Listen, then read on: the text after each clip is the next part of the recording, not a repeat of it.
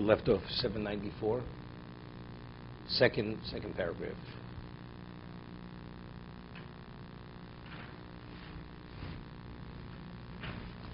He's explaining on page 794, second paragraph, the Chovos HaLevavos, that as a person continuously allows himself to be exposed to materialism, you become consumed by it.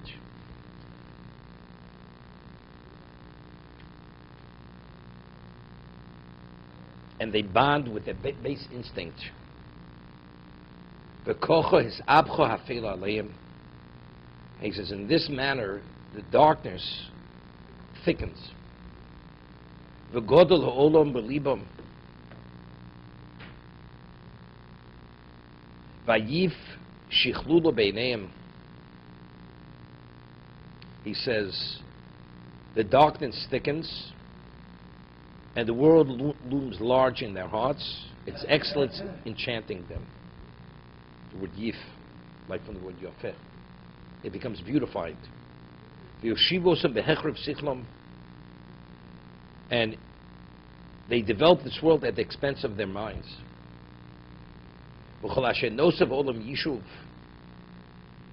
Nosef sichlam churban. He says, the more the minds are wasted, the more the world is developed, the more the minds are wasted. It comes to the point that he believes that his evil way is the correct way, and his mistaken path is the straight path. He says, and they make it a rule and an ideal. Now we can appreciate what he's... the Rambam quotes the words of Yeshaya Novi in Hilchos Tshuva, Omrim ala choshech or choshech. Here, Yeshaya Novi is giving them musar, and that if they don't change the ways, the Beis Hamikdash will be destroyed. So they say to him, Rabbi, you got it backwards. So Yeshaya Novi says they turned light into darkness and darkness into light. What's darkness they call light, and what's light is darkness. And that's exactly what he's saying. I mean, how could you say that our way of life is evil? What are we doing wrong? You're living like an intellectual animal. Right? We don't agree with you. We see this as positive, not negative. I remember, if you really allow yourself to be exposed to the beauty of existence, the world, nature, the beauty of nature is something which is almost intoxicating. Once went down, in St. Louis, they have Bush. They have many attractions which are, they have. So over there they have horses, they're called Clydesdale horses. These horses are about 12 feet tall. Enormous. In Germany, they would pull the bear wagons. Tremendous strength. Their legs are like telephone poles. That's how thick their legs are. But their rumps, the shine as if it's like an edifice of beauty. Beautiful horse, beauty. You look at this horse, and you look around the whole setting. It's really enchanting. It's intoxicating. This is Hashem's world. So if you put it within that context, okay, it's not a distraction. But if you expose yourself and you have that level of continuous comfort and what it pulls at your senses continuously, you say, what could be wrong with this? And you become totally taken in by it. And everything else takes the back burner. Everything else starts fading out. And this is what it's about. Because it is beauty. It is beauty. And it's really, there's nothing wrong with that beauty. But it has to be tempered.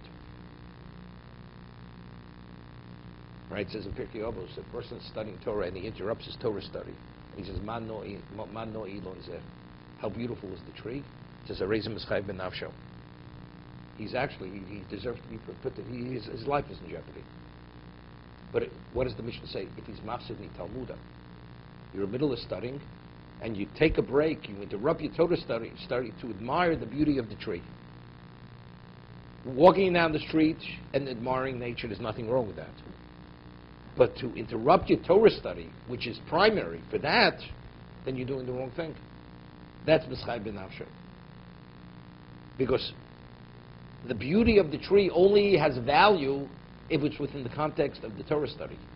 But if you put that before you feel it's worthwhile to interrupt your Torah study for that, then you're going in the wrong path. That's the reason why it's B'schai B'nafshe. You're going down the wrong road now. To be continued.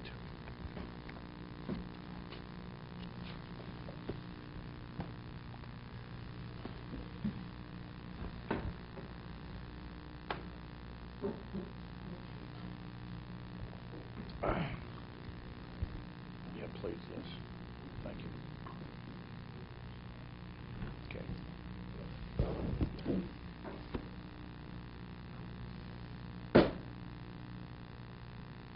It's interesting. There were times, not that long ago, that, as they said, under no circumstance would a person compromise on his work. Better work, no matter what. Weather didn't make a difference. You know, a person has to take a vacation once in a while. Today, it's a whole different world. A person takes off from work for 2 weeks because his kids have mid-winter vacation. Could you imagine? It's like the tail's wagging the dog over here. This is besides the regular vacation a person takes. Does he have a choice? He has to take vacation. He has to go with his kids for 10 days, for 2 weeks.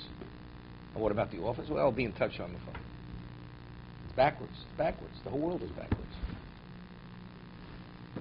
The Yetzer Hara things coming and people coming and going. You have the flu, you have the weather, and you have midwinter vacation. Everything going on simultaneously. Yeah, and a Martin Luther King in the middle of everything. It's the monkey wrench into the monkeys, into the monkey cage. That's what it is. Thank you. Not, I'm saying the world. I'm just saying everything.